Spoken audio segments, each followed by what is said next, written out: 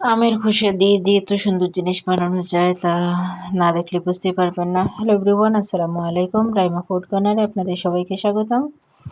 আপনারা সবাই কেমন আছেন? আশা করছি আল্লাহর রহমতে সবাই ভালো আছেন। আলহামদুলিল্লাহ আমি ভালো আছি। তো আমি বেশ কিছুদিন হলো ভিডিও কিন্তু দিতে পারছিলাম না, অনেকটা ঝামেলার জন্য, ব্যস্ততার জন্য। তো আজকে বসলাম ভিডিও দেওয়ার জন্য। ঠিকমতো ভিডিও করতে পারছিলাম না। এই ভিডিওগুলো অনেক দিন আগের করা ছিল, এগুলো এডিট করতে পারছিলাম না, ভয়েস দিতে পারছিলাম না সময়ের জন্য। তো দেখেন আজকে আমের খোসা দিয়ে কী বানাবো। তো রেসিপিতেই চলে যাই। এখানে দেখতে পেলেন বেশ অনেকগুলো কিন্তু আমের খোসা আমি নিয়েছি, আর তার সাথে লেবু দিয়েছি। তার কারণ হয়েছে কি, আমের খোসার মধ্যে অনেক কষ থাকে, সেই কষগুলো বের হওয়ার জন্য কিন্তু আমি লেবুর খোসা ব্যবহার করেছি। আর সেটা আমি 1 ঘন্টার জন্য ভিজিয়ে রেখে দিয়েছিলাম লেবুর খোসা দিয়ে, আর পানি দিয়ে আমি ভিজিয়ে রেখেছি। তো এখানে কিন্তু আমের খোসার মধ্যে যে কষ থাকে সেগুলো বের হয়ে যাবে, আর ময়লা যা ছিল সেগুলো কিন্তু বের হয়ে যাবে। তো এই যে দেখেন আমি অনেকক্ষণ ভিজে নেওয়ার পর এখন আমি ভালোভাবে কিন্তু ধুয়ে নেব। আর লেবুর যে আমি কেটে দিয়েছিলাম সেগুলো আমি ফেলে দেব তুলে। এ পর্যন্ত যারা আমার ভিডিওটি দেখছেন প্লিজ একটা লাইক দিয়ে ভিডিওটা কন্টিনিউ করবেন। আর ভিডিওটা কিন্তু আমি বড় করে নাই, তাই প্লিজ সবাই ফুল ওয়াচ করে দেখার চেষ্টা করবেন। আমি আপনাদের ভিডিওগুলো দেখার চেষ্টা করবো ইনশাল্লাহ। আর আমি কিন্তু ভিডিও আপলোড দিতে পারি নাই ইদানিং, আর কারো ভিডিও আমি দেখতে পারি না, তার জন্য খুবই দুঃখিত। এখন আমি ভিডিওগুলো দেখার চেষ্টা করব। আর যেহেতু সামনে ঈদ, অনেকটা ব্যস্ততা, আর আমি সেলাইয়ের কাজ করি, এটা হয়তো আপনারা জানেন না, তার জন্য আমি প্রচুর ব্যস্তর মধ্যে ছিলাম। আমি কারোর ভিডিওগুলো দেখা সম্ভব হয়ে ওঠে নাই।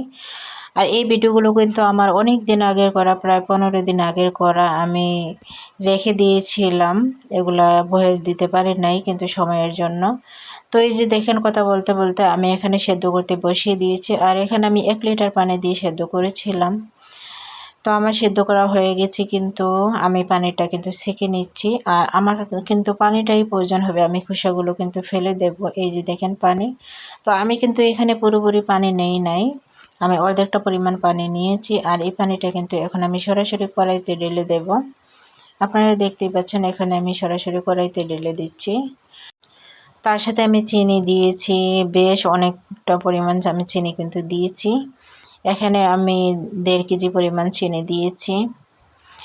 আর এই রেসিপিটা তৈরি করার জন্য কিন্তু আমার অনেকটা কষ্ট করতে হয়েছে। জানি না আপনারা এই রেসিপিটা তৈরি করেছেন কি না, ট্রাই করেছেন কি না। আমি কিন্তু কয়েকদিন আগে এই রেসিপিটা একবার ট্রাই করে কিন্তু অনেকটা পরিমাণ চিনি নষ্ট করেছি, এরকম 1.5 কেজি পরিমাণ চিনি আমি নষ্ট করেছি। তো আজকেও আমি ট্রাই করছি, দেখা যাক কি হয়। আপনারা দেখতে থাকুন কি হচ্ছে। তো এখানে আমি কিছু মশলা ব্যবহার করছি, যেটা বিট লবণ ছিল সামান্য পরিমাণ, তারপরে চিলি ফ্লেক্স দিয়েছিলাম, তারপরে 1/2 চামচের একটু কম আমি জিরা গুঁড়ো দিয়েছি, ভাজা জিরার গুঁড়ো। তার সাথে আমি ফুড কালার ব্যবহার করেছি, গ্রিন ফুড কালার যেটা, ওইটা আমি ব্যবহার করেছি একটু সৌন্দর্যের জন্য। আমি ভেবেছিলাম যে একটু পালস যে চকলেটগুলো সেগুলোর মতন আমি করার জন্য চেষ্টা করেছিলাম।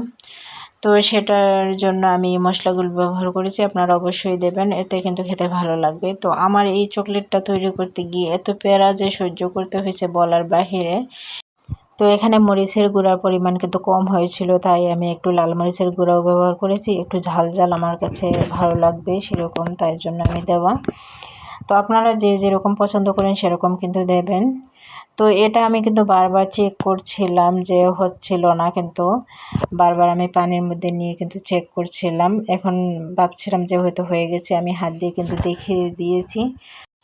তো দেখতে দেখতে মনে হচ্ছিল যে হয়ে গেছে, হাত দিয়ে আমি ট্রাই করেছিলাম, দেখা গেছে যে হয়েছে। তো আমার কাছে কোনো ধরনের সাজ ছিল না যেটা দিয়ে আমি চকলেটটা তৈরি করব। তো আমি এখানে কিন্তু আমি একটা থালের মধ্যে নিয়েছিলাম।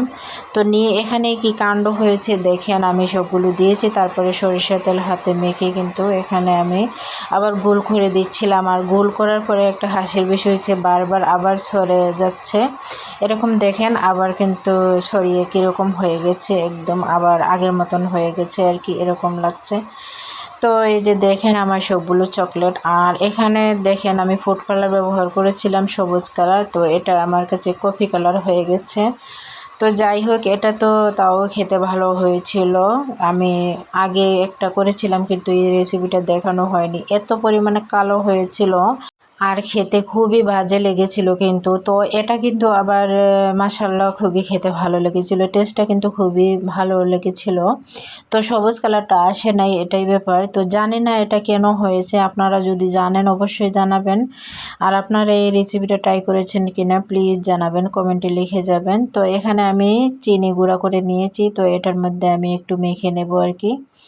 তো আমার এগুলো কিন্তু বারবার কিন্তু আবার ছড়ে যাচ্ছে, তো আমি এরকম আবার গোল করে নিয়েছি। তো শেষ পর্যায়ে দেখেন এখানে আমি আবার গোল করেছি কিন্তু।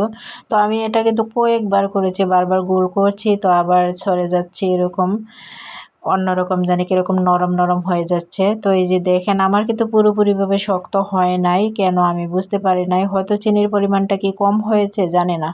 আমি 1.5 কেজি পরিমাণ কিন্তু চিনি এখানে ব্যবহার করেছি। তো অনেকটা পরিমাণ চিনি দেওয়ার পরেও কিন্তু আমার হচ্ছিল না। জানি না সবাই কীরকম বানায়, আমি বুঝতেই পারি না আমার কোথায় প্রবলেম, কিছুই আমি বুঝতে পারছি না। তো এই যে দেখেন লাস্ট পর্যায়ে ফাইনাল লুকটা আমার এটা ছিল। তো খেতে কিন্তু মাশাআল্লাহ দারুণ ছিল, আপনারা অবশ্যই ট্রাই করবেন। তো আমিও ট্রাই করছি, হয়তো পরবর্তীতে আবার ভালো করে করতে পারবো ইনশাল্লাহ। তো সবাই সাপোর্ট করবেন আমাকে এভাবে এগিয়ে যাওয়ার জন্য, পাশে থাকবেন সব সময়, আর আমি আপনাদের পাশে আছি ইনশাল্লাহ। তো আপনাদের মতামত জানিয়ে যাবেন কেমন হয়েছে এই ক্যান্ডিগুলো, আমি কতটুকু পেরেছি সেটা অবশ্যই জানাবেন প্লিজ। তো এই যে দেখেন আমার কিন্তু জয়েন্ট হয়ে যাচ্ছিল, বারবার লেগে যাচ্ছিল। তো আমি বারবার আবার এগুলাকে ছাড়িয়ে নিচ্ছিলাম, দেখতেই পাচ্ছেন। আমি ট্রাই করছিলাম যে একদম পুরোপুরি শক্ত হওয়ার জন্য, তো আমার কিছুতেই কিন্তু শক্ত হচ্ছিল না, বুঝতেই পারছি না। তো এই ছিল ভিডিও আজকের মতন, সবাই ভালো থাকবেন, সুস্থ থাকবেন, আল্লাহ হাফেজ।